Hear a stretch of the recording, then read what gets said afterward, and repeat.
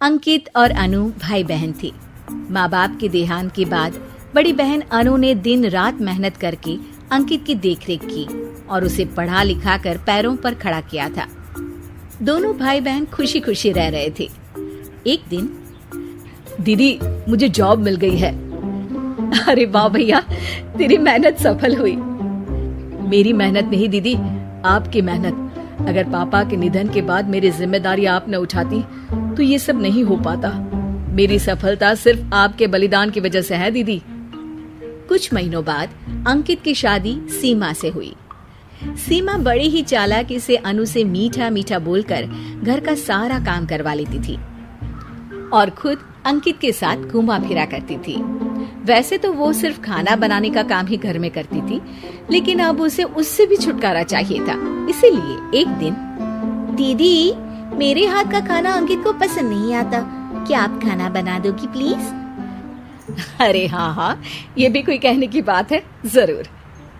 सीमा इस बात से मन ही मन बड़ा खुश होती है और अगले दिन के झाड़ू पोछे के काम से छुटकारा पाने के लिए एक और तरकीब लड़ाती है। हॉल में जोर जोर से कराहने लगती है। उसके कराहने की आवाज सुनकर अनु हॉल में भागती हुई आती है। क्या हुआ सीमा? दीदी लगता है मेरी कमर अकड़ गई है। वो क्या है ना, मुझे झाड़ू पोछा करने की आदत नहीं है ना। मेरी मम्मी पापा ने मुझसे कभी ये काम नहीं करवाया। अरे कोई बात नहीं, झाड़ू पोछा ही तो है, मैं कर लिया करूंगी। ऐसे ही धीरे धीरे सीमा ने घर के सारे कामों का बोझ अनु पर डाल दिया। घर का सारा काम अनु करती थी, फिर भी सीमा को अनु से छुटकारा चाहिए था। इसलिए एक दिन वो अंकित के ऑफिस से लौटने से ठीक पहले ढेर सारे कपड़े लेकर धोने का नाटक करने बैठ जाती है। अरे सीमा, इतने कपड़े? अब क्या करूं, अकेली पड़ जाती हूँ। करना तो मुझे ही है ना। अरे दीदी से मदद ले लेती।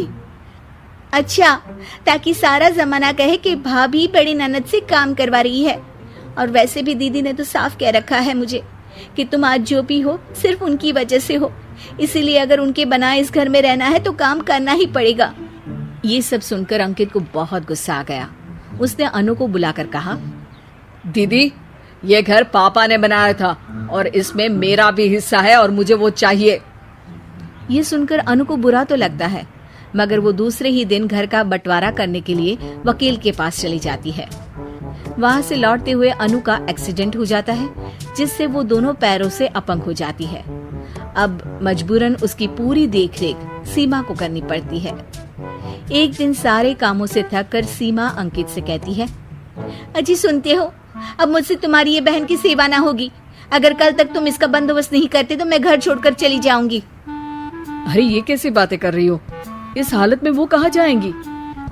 मैं कुछ नहीं जानती, बस कल ये इस घर में मुझे दिखनी नहीं चाहिए। अंकित अपनी बीवी की जिद के आगे हार मान लेता है और अनु को शेल्टर होम में छोड़ आता है। 3 महीने बाद, अजी सुनते हो, ये आपके लिए एक पार्सल आया है, ये लीजिए। अरे इसमें तो घड़ी है और एक चिट्ठी भी है। दिखाइए तो। अरे वाह, बड़ी ही सुंदर घड़ी है, लेकिन ये आपको भेजी किसने? पता नहीं, शायद चिट्ठी में कुछ लिखा हो।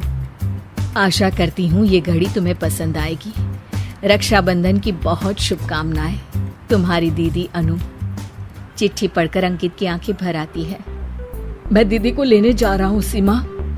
अरे घड़ी भेज तो दी उन्होंने, अब क्यों जाना उनके पास? देखा सीमा, दीदी हमसे दूर जाकर भी हमारे बारे में ही सोचती है, और एक हम है जो उनकी सेवा से बचने के लिए उन्हें शेल्टर होम छोड़ा है। तुम्हारी बातों में आकर मुझसे ये क्या पाप हो गया? मैं जा रहा हूँ दीदी को लेने, और जब मैं वापस आऊँ तो तुम मुझे हमारे घर में मत दिखना। इतना कहकर अंकित अनु को लेने निकल जाता है। वहाँ पहुंचकर, दीदी मुझे माफ कर दो, मैं तुम्हें लेने आया हूँ। भाई आज तो राखी है, आज तो मैं मना कर भी नहीं सकती। दोनों घर पहुंचते हैं। अरे सीमा, तुम अभी तक यहीं हो? निकल जाओ इस घर से। अरे वाह अंकित, फिर वही गलती कर रहे हो तुम। सीमा, तुम कहीं नहीं जाओगी। दीदी मुझे माफ कर दो, मुझसे गलती हो गई।